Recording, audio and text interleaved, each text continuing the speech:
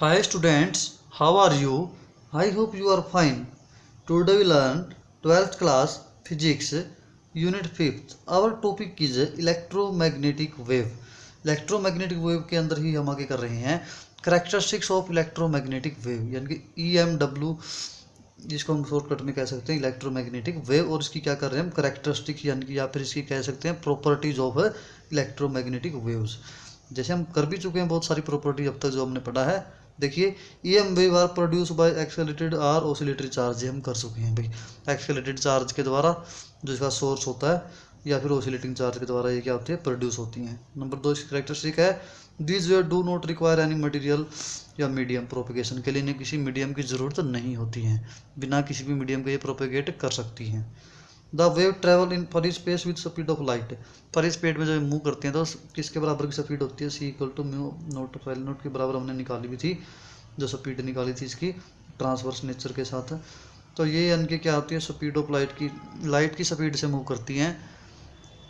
The electromagnetic wave are transverse in nature क्या है इनका ट्रांसवर्स, मतलब कि इलेक्ट्रिक और मैग्नेटिक जिस तरह से इलेक्ट्रिक वेक्टर और जो मैग्नेटिक फील्ड वेक्टर दोनों एक दूसरे के साथ 90 डिग्री का, और साथ में प्रोपेगेशन जिस तरफ वेव करती है उसके साथ भी 90 डिग्री एंगल बनाते हैं। तो उसमें हमने कहा था इनका नेचर क्या है ट्रांसवर्स नेचर है। इन EMW यानी कि electromagnetic wave the sinusoidal variation both electric and magnetic field, दोनों में वेरिएशन होता है, दोनों के अंदर क्या होता है वेरिएशन होता है। तो साइन एक ही साथ यानी कि हो जाए तो एक साथ ही क्या होता है मैक्सिमा और मिनिमा दोनों साथ साथ चलते हैं।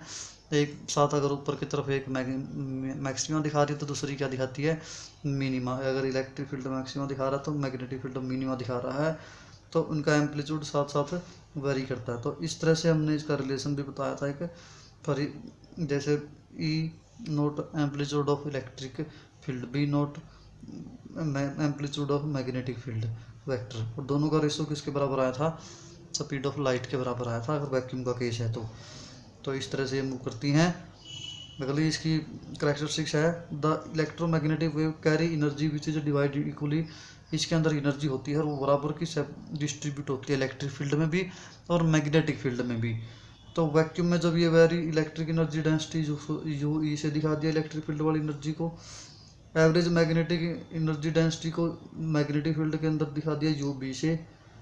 तो स्टैटिक इलेक्ट्रिक फील्ड E और मैग्नेटिक फील्ड B की वजह से जो एनर्जी निकलती हैं वो ये आती है भाई UE इलेक्ट्रिक फील्ड की वजह से एनर्जी आती है ½ एप्सिलॉन नॉट E का स्क्वायर, और UB मैग्नेटिक फील्ड की वजह से जो एनर्जी आती है ये एनर्जी आती है।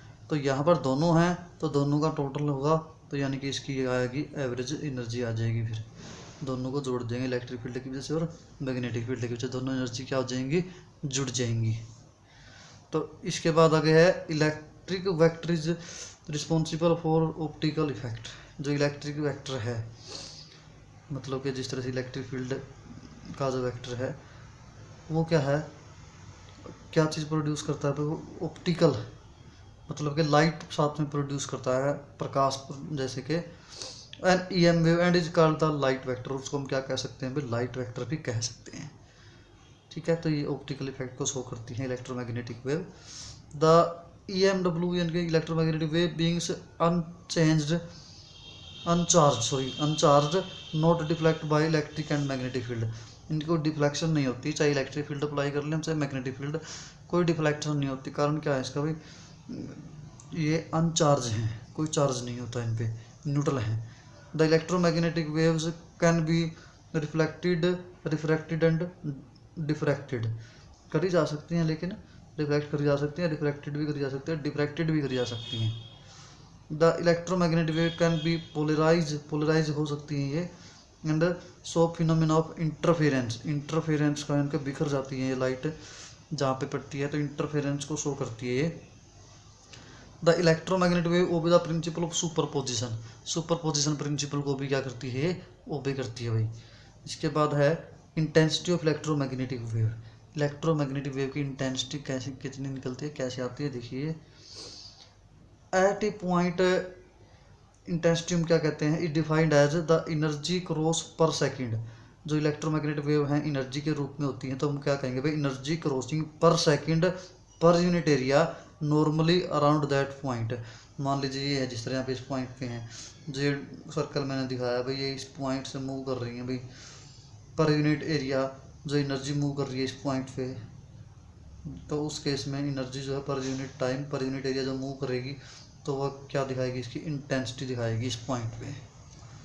तो हम मान के चल रहे हैं भाई, देखिए propagation of electromagnetic wave speed इसके सी ले ली हमने, एक्स एक्सिस के लॉन्ग मूव कर रही है, और ए इसका क्या ले लिया, एरिया ऑफ क्रॉस सेक्शन ले लिया ए, और लेंथ क्या ले ली भाई, यहाँ से लेके मान लीजिए यहाँ तक जा रही है, तो सी लाइट स्पीड है, डेल्टा टी क्या है, टाइम है, तो टाइम और स्पीड की मल्टीप्लाई हो जाएगी, ये क्या आ जाएगी, इसकी लेंथ, तो इसकी लेंथ कितनी ले ली, सी डेल्टा टी।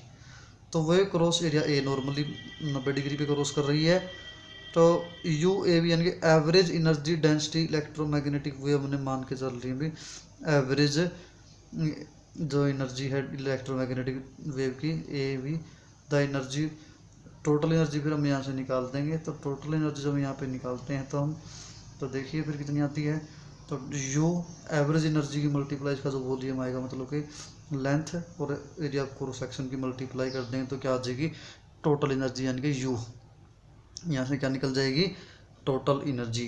अब the intensity of electromagnetic wave eight P point हम निकालते हैं, जो कि से रिप्रेजेंट कर रखी है हमने आई से, इसकी स्टेटमेंट के अकॉर्डिंग थी, यानी कि ये क्या थी भाई, at a point defined as energy crossing per second per unit area, यानी कि एनर्जी ये होगी पर सेकंड के लिए मतलब टाइम, और पर यूनिट एरिया, तो उसको हम क्या बोलते हैं, intensity of electromagnetic wave.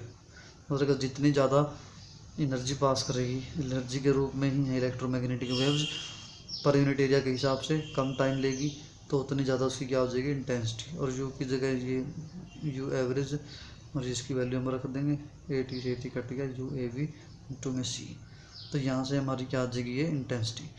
Term of maximum electric field के टर्म में अगर हम निकालते हैं तो यू ए वी क्या आता है फिर हमारा, हाफ, अब साइलेंट नोट ई नोट, जैसे ये पूरे निकाले थे अभी, यू ई निकाले थे यहाँ पे एवरेज इलेक्ट्रिक फील्ड के केस में ये वैल्यू आएगी, तो आई फिर क्या आ जाएगा, यू एवरेज की जगह ये रख दिया, और साथ में क्या आ जाएगी, सी, यानी कि स्पीड ऑफ लाइट जो हम सी लेके चलते हैं। ऐसे ही मैग्नेटिक फील्ड का केस में ये यू एवरेज की वैल्यू ये आती है, इसके साथ फिर क्या आ जाएगा, हाफ बी नोट का स्क्वायर साइलेंट नोट, तो ये इसका क्या आ जाएगी, बी नोट में आ जाएगी। तो इसके बाद अगली जो हमारी आखिरी की जो इसकी करेक्टरिस्टिक है, जो है momentum and radiation pressure of electromagnetic wave. Momentum क्या होता है और इसका प्रेशर रेडिएशन क्या होता है, देखिए electromagnetic wave carry energy and momentum, दोनों चीज़ें होती हैं इनमें।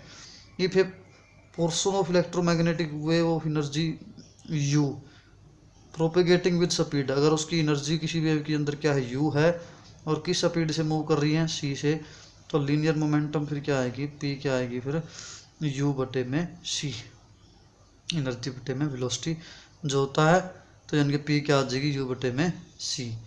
और अब निकाले रेडिएशन प्रेशर क्या होता था, force exerted by electromagnetic wave on unit area, यानी कि फोर्स एक्सर्टेड पर यूनिट एरिया किसी भी सरफेस के अंदर जहाँ पे इलेक्ट्रोमैग्नेटिक वेव प्रोड्यूस हो रही हैं, तो यानी कि फोर्स एक्सर्टेड पर यूनिट एरिया जो होगा उसे क्या बोलेंगे, रेडिएशन प्रेशर। वे कितना प्रेशर डाल रही हैं उसके ऊपर जहाँ वो प्रोड्यूस हो रही हैं, किसी कंटेनर में या किसी कंटेनर की वाल के ऊपर कितना प्रेशर डालेंगी, तो प्रेशर क्या आएगा, रेडिएशन प्रेशर, यानी कि फोर्स बटे में एरिया।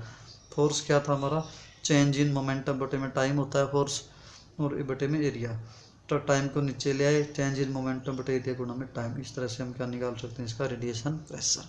तो ये हमारी क्या थी, इलेक्ट्रोमैग्नेटिक वेव की कैरेक्टरिस्टिक्स। तो ये हमारा टॉपिक कंप्लीट है। Thank you, have a nice day.